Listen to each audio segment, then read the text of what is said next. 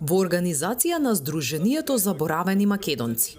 На 29 март во предградието на Париз во општината Бонди се одржа комеморација со која се одбележаа 135 години од раѓањето на доктор Анастас Коцарев и 94-та годишнина од неговата смрт.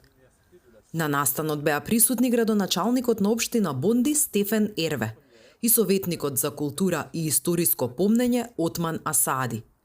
Гости на настанот беа и Женевиев Брунет, ќерка на вереницата на доктор Коцарев, Пецо Надановски, представник од Македонскиот национален совет Швајцарија, Златко Николовски, представник од Друштвото Македонска дијаспора од Лозана, Швајцарија, членови на Друштвото Илинден 1903 од Нормандија, како и членови на Друштвото Заборавени македонци од Франција.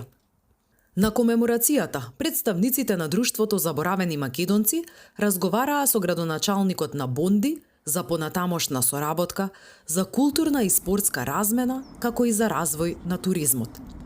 На крајот на комеморацијата, како што налага француската традиција, присутните можеа да дегустираат македонски специјалитети со по една чаша вкусно македонско вино, символизирајќи го пријателството помеѓу двата народи, францускиот и македонскиот.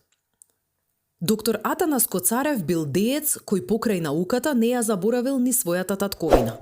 Во клучните моменти по Првата светска војна ги соединил сите македонски друштва во Швајцарија, каде заедно со неговите сонародници од цела етничка Македонија лобирале за независна Македонија со можност на Балканска федерација.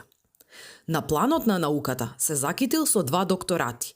Бил врвен онколог и еден од првите кој работел на истражување и лекување на ракот. Соработувал со Нобеловката Марија Кири на проблемот на дијагностицирање и лекување на ракот со примена на радиум. Бил еден од пионерите на радиотерапијата, но и на радиографијата.